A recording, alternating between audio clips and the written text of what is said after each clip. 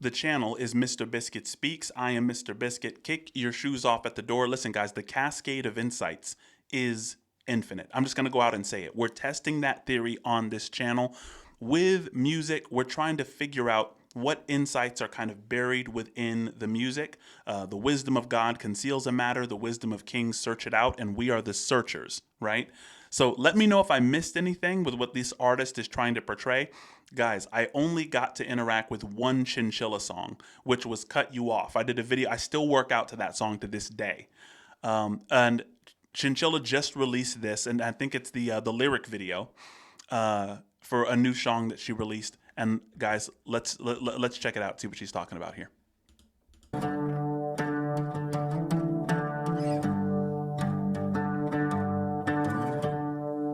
You sent me a message, just leave me alone. Now I'm shaking head to toe.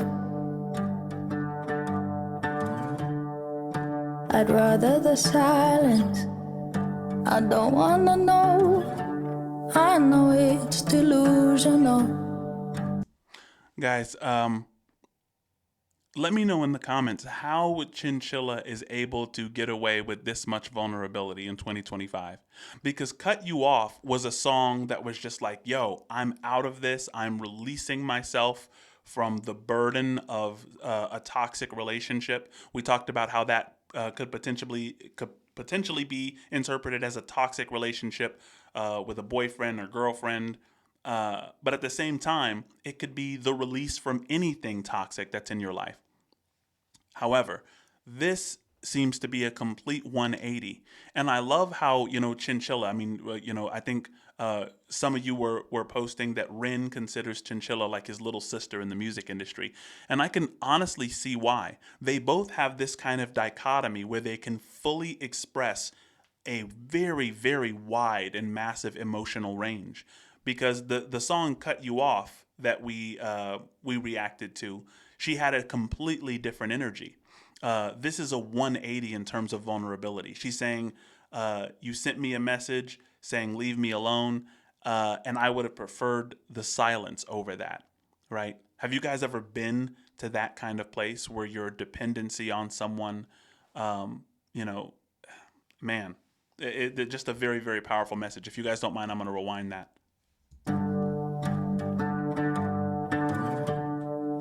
You sent me a message, just leave me alone. Now I'm shaking head to toe. I'd rather the silence. I don't wanna know. I know it's delusional. You guys remember that song? I don't wanna know if you blame me. Keep it on the low, 'cause my heart can't take it anymore. Similar vibes here, guys. I don't wanna know. I know it's delusional,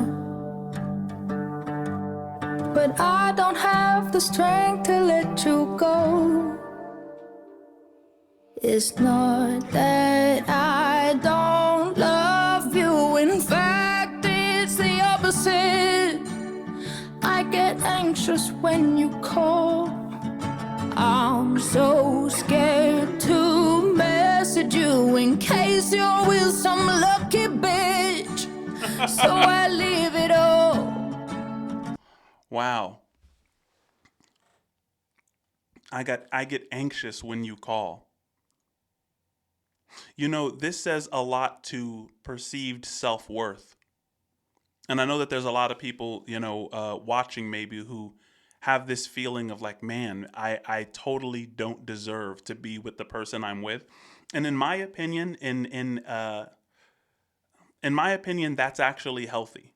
I know it's counterintuitive, but I don't feel like I will ever deserve my wife. I don't think that my wife deserves me. I don't think that either of us as parents deserve our daughter. Because a human being is something so beautiful and complicated that it's just a gift. It's just grace to have responsibility over another person, emotional responsibility, parental responsibility. I don't know what you would call, friendship, platonic responsibility over someone's emotions and someone's, it really is a benefit that we take for granted sometimes. I want to rewind this just a little bit, guys. So scared to message you in case you're with some lucky bitch. So I leave it all. You want closure, I avoid it, and it must be so annoying. I know. How does she do that so effortlessly? It's insane, her voice. That she can go from such a very calm, mellow, almost melancholy. Her vocal range is insanity. She goes from really low lows, almost like a Tony Braxton baritone, all the way to these really really high notes. And she's not going into a falsetto, guys. She's singing this from the belly, like she's really projecting this. I love her voice. You want closure, I avoid it, and it must be so annoying. I know. I just can't imagine that you're gone. Guys, I said this before. This is a quote from Rupert Spira. In what can one reliably invest one's desire for fulfillment? This song is about an unreliable investment in that desire, right? And a lot of times, guys, I'm almost willing to say every time, like even my wife cannot just only find fulfillment in me. She can't only find fulfillment in our daughter. She has to look internally to find fulfillment because I'm going to be an unreliable investment. I'm not perfect, right? There are times where things get to my head. There are times when I forget things. I have flaws. My wife has flaws. All of your friends have flaws. And so this song to me is a cautionary tale about the trauma that can be experienced when you invest all of your desire for fulfillment in a person, right? She's saying, I can't move forward. I'm stuck. I can't imagine my life without you. Guys, those things are unhealthy, right? And look at the power behind this image. Look at this image here. I'm actually going to, well, no, I'll leave it. I'm not really good technologically, as I wanted to inflate the image.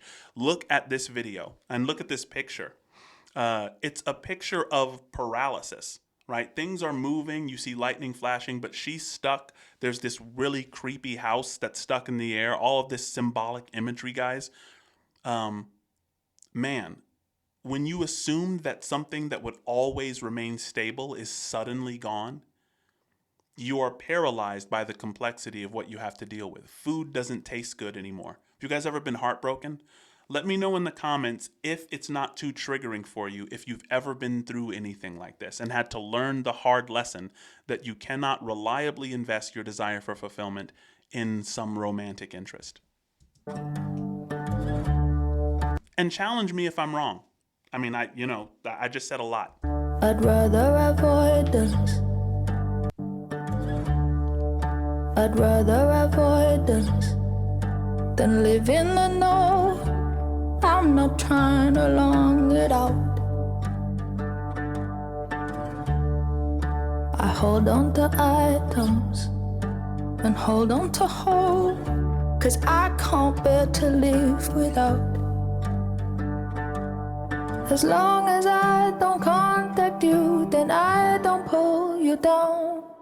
It's not that I don't love you, in fact, it's the opposite. So she's talking about this unhealthy attachment, right? And in my estimation, this is an unhealthy attachment she's singing about. If that's not true, then feel free to let me know in the comments. I'll try my best to correspond. And she's saying, it's not that I don't love you. In fact, it's the opposite. What is love? What is love? Baby, don't hurt me. Don't hurt me no more. Leave it in the comments. This is a very difficult This is a very difficult challenge, right? I want to give you guys an ecology of practices. So, homework. Leave in the comments right now or whenever you can. What is your definition of love? Not one that you found on the dictionary, not one that you read somewhere, but how would you define it if you were asked to define love? I would say love is the felt recognition of our shared being, right? Love is I feel it's a felt recognition. It's not a logical, it's not a metacognitive or rational recognition. It's something I can feel. It's a felt recognition of our shared being, right? Meaning that we're one fundamentally, and I can feel that when I love a person, right? And so when she says it's not that I don't love you, I don't know. That's difficult to it's difficult to grok with that, because she's saying she refuses to give this person closure. She refuses to let this person go. She doesn't know how. She's attached. She is paralyzed by the complexity of the loss. And yet she's saying it's not that I don't love you. In fact, it's the opposite. But is attachment truly love? Is this level of attachment? And maybe you've been on the receiving end of this. Maybe you've been trying to let somebody go, and their attachment is just, not allowing you to move on. And you do care about that person. You don't want them just dealing with the trauma, lonely. Guys, I've had, at least one girlfriend threaten to harm herself because things were ending. Let me know if you've had these kinds of experiences, and what love is and what love has to do with that. I know it's complicated, but let's continue. I get so anxious when you call. I'm so scared to message you in case you're with some lucky bitch. I'm scared to message you in case you're with some lucky bitch, right? I mean, think about this. If the person that you love, if you truly love this person, and this person has moved on and says, listen, I need closure. I'm actually interested in someone else. And, if you call me, I might be with this person, right? To think of them as that lucky bitch, right? Is that really love? What is love? Baby, don't hurt me. This is an amazing song because of how vulnerable it is. Listen, this is not a critique of the artist Chinchilla. She ranks up there, in my estimation, with Christina Aguilera, first of all, with her vocal ability. She's incredible. But then she has the audacity, guys, to be completely transparent, to give us the opposite message, to give us the opposite side of her song, Cut You Off. You remember how Cut You Off, she was just like, liberation, just complete freedom from this toxic thing that was holding her down. She's showing us that she is multidimensional, that she's layered, right? She's not a flat character, guys. And so there's nothing but appreciation for Chinchilla and her willingness to put out this song. So I'm so scared to message you in case you're with some lucky bitch. So I leave it all. You want closure, I avoid it, and it must be so annoying. I just can't imagine that you're gone, and I'm not trying to make it harder. I just never dealt with so much love. And I'm not trying to make it harder, right? That's just the effect of it. And man, when you have these kind of unhealthy attachment styles, it's not that your attempt is to make life miserable for that person. You're just saying, I don't recognize a difference between the two of us. And so wherever you go, I have to go. Wherever I can't imagine detaching from this. It's like detaching, my arm or my leg or something like this. It's a very unhealthy thing. And I don't know what to do with it all, 'cause no one else will ever be enough to let you go. And it must be so annoying, I know. I just can't imagine that you're gone, and now you're with some lucky bitch. So I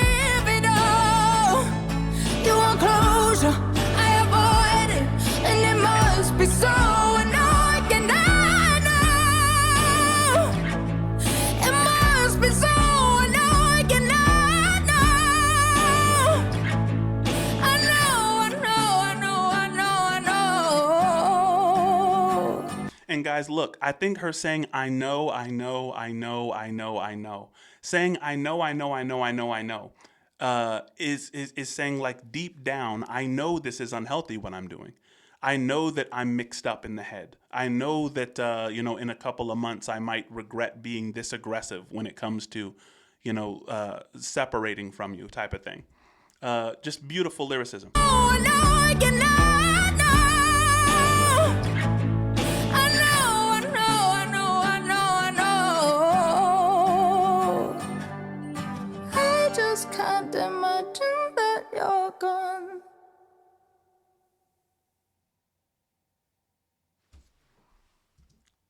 Beautiful. Listen, guys, there's one line that she said in there that I wanted to talk about before we end it.